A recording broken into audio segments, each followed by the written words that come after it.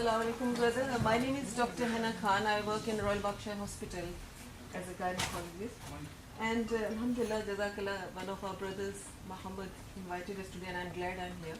I'm glad you're here. Family and my son, who's also visually impaired, he's very impressed with your speech, and he's waving at you as well. He's 14 years old.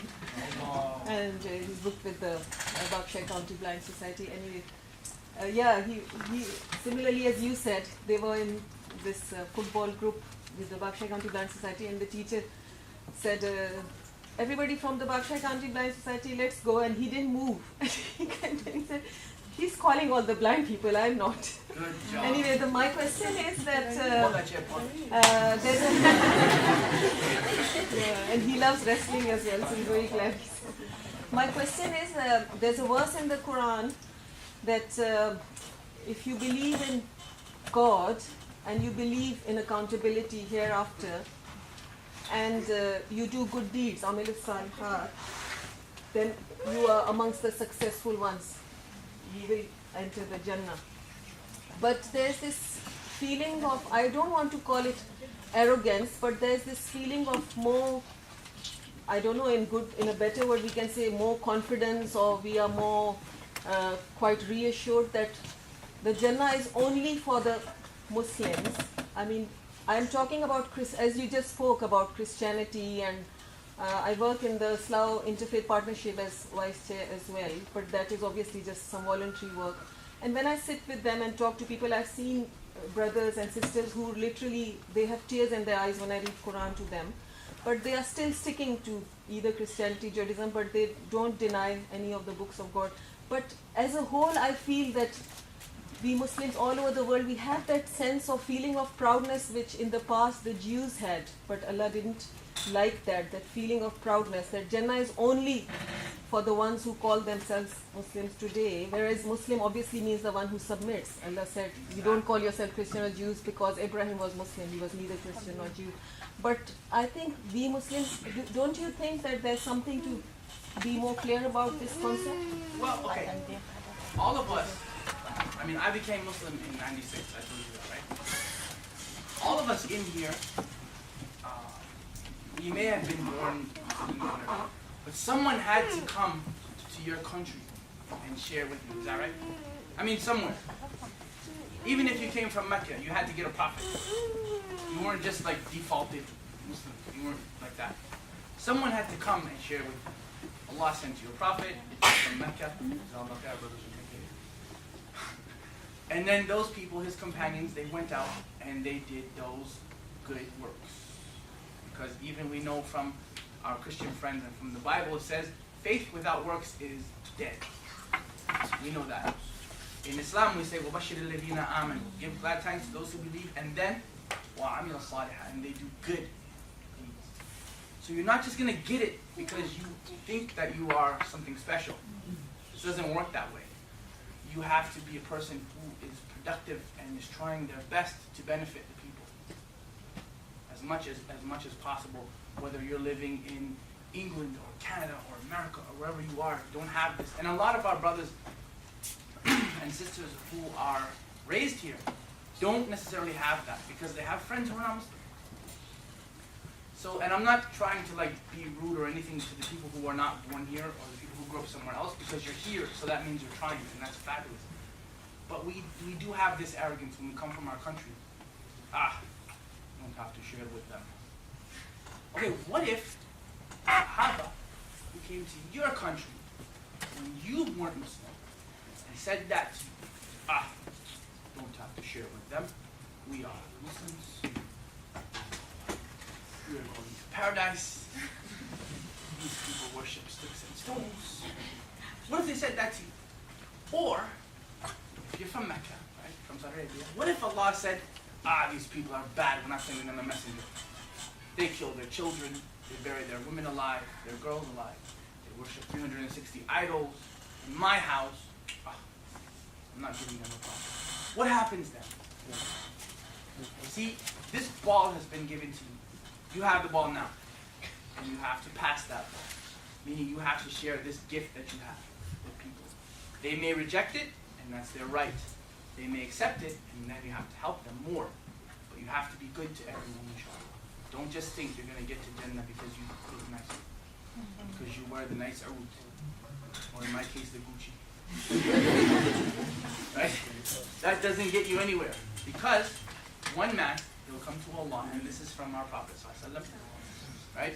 And he'll come to Allah, and Allah will ask him, do you want to go to Jannah because of your good deeds or because of my mercy?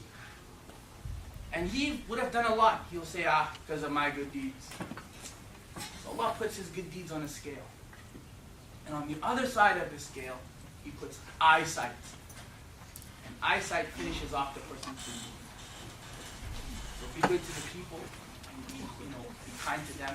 Our sister works in the hospital. I'm sure she meets a lot of people every day. And I'm sure she's kind to them, and she said she reads Quran to them. Do that. Do the simple things that will win you over.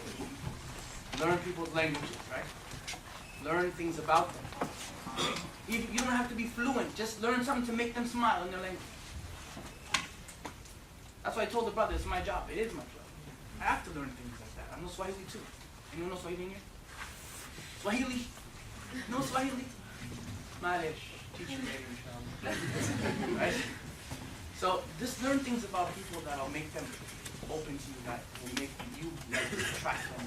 And you can share with them what you have. Because what you have is amazing. Share it. Be people who share that. And that's my piece on that. Any other questions? A long answer. How did your friends and your colleagues react to your conversion to Islam?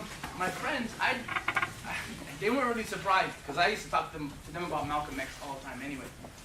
So I came and I'm like, hey man, guess what? I became Muslim. Like, weren't you already one?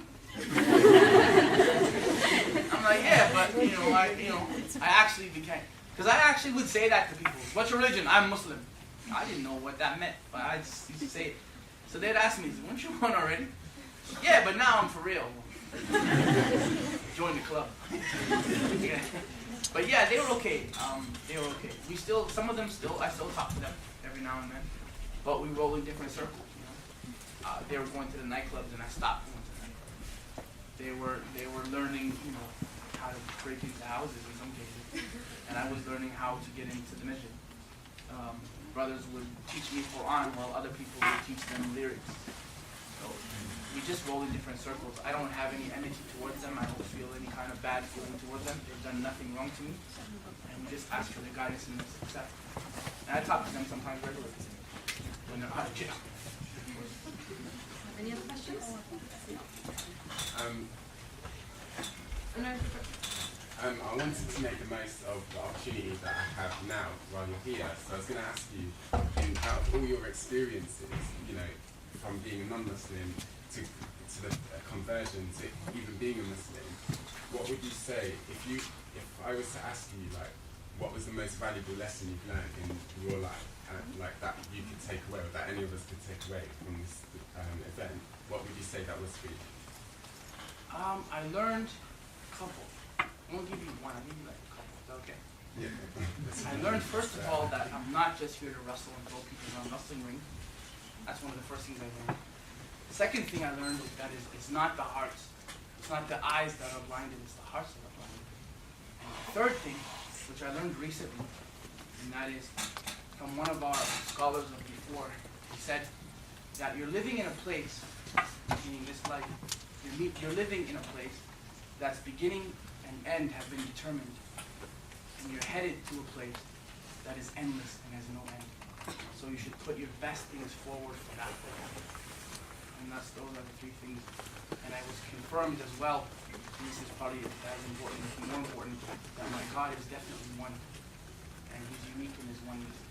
And I love the fact that I've been chosen to worship Him. I don't know about converting. I just like to share information with people. I don't really go for the big conversion. You become Muslim today, or I don't do any of that. I just share information like this with people, and I hope that it makes them interested to go and learn more. That's really what I do. I don't go around converting people. I think that it's better for you to let them decide, then they can decide on their own what they wish to do with the info that I give them. So I'm not really sure. I did give shahada to my wife though. Yeah. When I was in Kenya. And her enjoy. As in terms of your engagement and with your faith, do you feel that the sort of it's being dominated by the questioning and understanding of that relationship, of its beginning and end being sort of defined and just living in it, or have you kind of engaged much more with it in terms of sort of living it? I hope I answered this right, actually. I love the fact that I've been selected to be Muslim. And I don't believe in condemning anyone. I think that also in our book we have like that there's no compulsion in religion, that we believe that. And this is what path I've chosen, and this is the path that I believe is acceptable to my Creator. And I like to try my best. I mean, no one's perfect. I don't claim to be perfect in any way, shape, or form. I'm not a scholar. I'm just a person, just like you guys in here, who had to make a decision a few years ago. And I was right where you were. Didn't have Islam awareness, which unfortunately, but I still had to make that decision to learn more. Even as Muslims, I mean, you want to know what it is that you believe in. You want to know that you want that to be affirmed.